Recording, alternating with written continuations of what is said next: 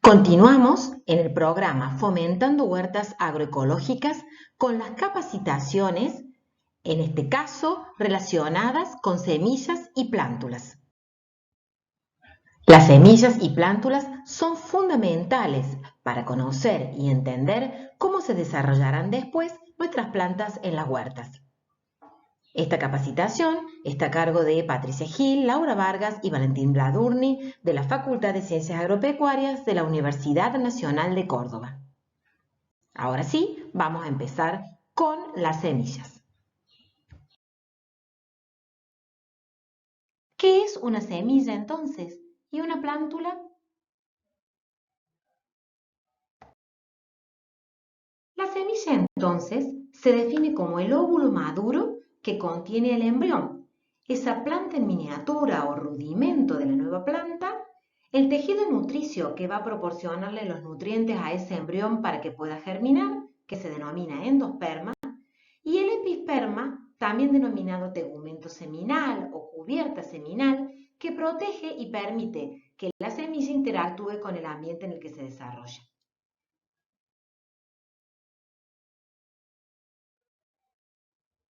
¿De dónde se origina una semilla?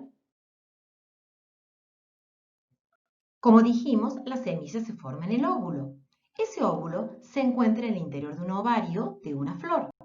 Los esquemas de flor están sobre el lado izquierdo de la pantalla. Allí nos vamos a detener en el gineceo, que está pintado de celeste, en donde la parte redondeada de ese gineceo es el ovario. Ese ovario, después de la fecundación, se transforma en fruto. Y en el interior de ese ovario va a haber un óvulo que está pintado de color fucsia, que luego de la fecundación se transformará en semilla. Cuando profundicemos ciclos biológicos, vamos a retomar estos conceptos. Muchas veces no solamente encontramos semillas, sino frutos semillas, es decir, semillas que tienen algo de partes del ovario o extraováricas adosadas a ellas. Aquí vemos como ejemplo maíz, trigo, girasol, en donde además de la cubierta seminal o episperma, también está la cubierta del fruto o pericarpo. ¿Cuál es la estructura de una semilla? Están constituidas por un embrión, que es la planta en miniatura. Ese embrión tiene una radícula o raíz pequeña, primera, un tallo denominado hipocótilo que se encuentra por debajo de las primeras hojas o cotiledones, en número de 2 en la subclase dicotiledóneas y en 1 en la subclase monocotiledóneas. Ambos cotiledones o el cotiledón, según la subclase de la que se trate, protegen a la gémula o plúmula, pequeña yema que tiene esa planta en miniatura. Por fuera de esos embriones está el tejido nutricio pintado en color rosado y rodeando y protegiendo todo la cubierta seminal o episperma. Ese tejido nutricio, llamado también endosperma, puede estar ubicado en el interior de las semillas, tanto en mono como en dicotiledóneas, o también puede encontrarse en semillas denominadas exendospermadas en sus cotiledones.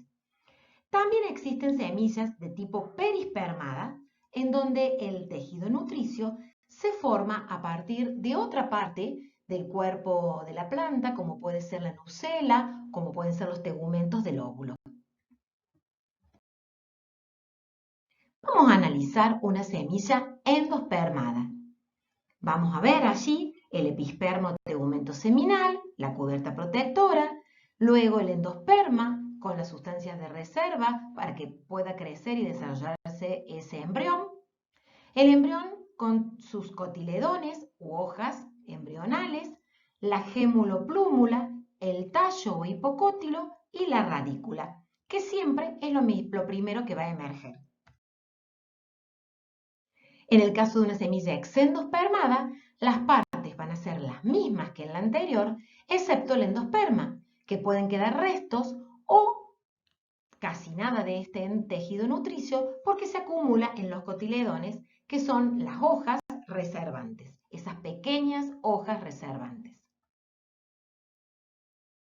Si analizamos el embrión en esquema, podemos ver que esa planta en miniatura tiene los tres órganos vegetativos, como decíamos antes: la radícula, que corresponde a la raíz, el hipocótilo al tallo y los cotiledones a las primeras hojas. Estamos viendo un esquema de embrión y un esquema de una planta que es prácticamente una plántula. Aquí estamos observando el embrión de una semilla exendospermada de dicotiledónea, donde vemos ese cotiledón que tiene muchas reservas, vemos el nudo cotiledonar, el hipocótilo, la radícula, los primordios foliares que protegen a la gemonoplúmula en el eje embrionario. En el caso de una semilla, que en realidad es un fruto semilla, vamos a ver también un eje embrionario en una semilla endospermada de monocotiledonia, como puede ser el maíz. Una vez que la semilla está madura, va a tener que ser diseminada o dispersada, es decir, va a tener que llegar al lugar en donde luego germinará. En ese proceso de diseminación son muy importantes los agentes que ayudan a esa dispersión.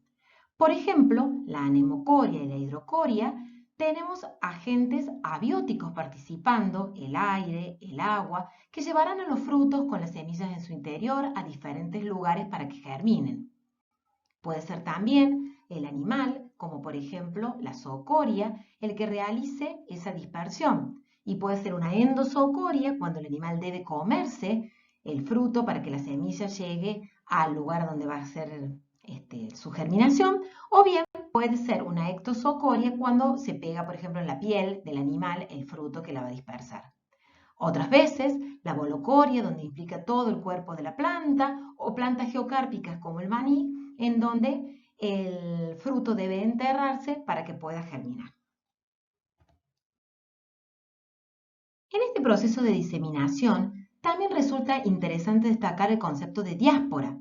Diáspora es cualquier parte de la planta que puede generar un nuevo individuo. En este caso, las semillas o frutos semillas que estuvimos viendo, pero también por multiplicación vegetativa o asexual, una parte de la planta, como puede ser un rizoma, un pedazo de hoja, un tallo, etc., permitirán generar nuevos individuos. Y una vez que la semilla llega al lugar de destino, debe germinar.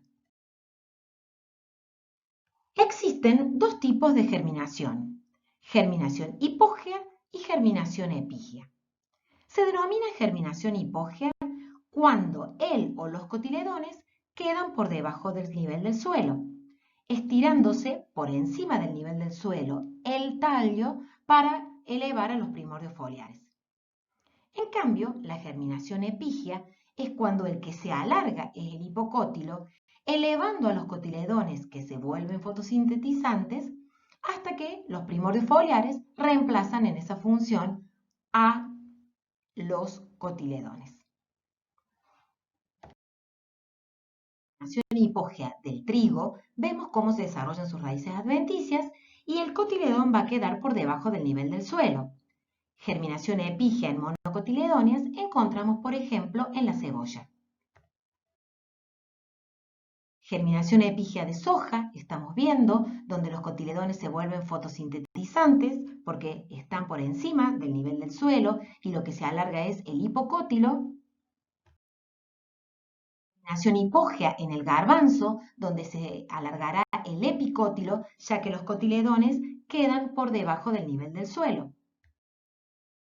También germinación epígea encontramos en el girasol, en donde los cotiledones van a emerger por encima de la superficie del suelo gracias a que se elonga el hipocótilo. Conocido un poquito más de semillas y de las plántulas que se originan, les damos las gracias por su atención y los invitamos a ver unos videos que complementan esta información.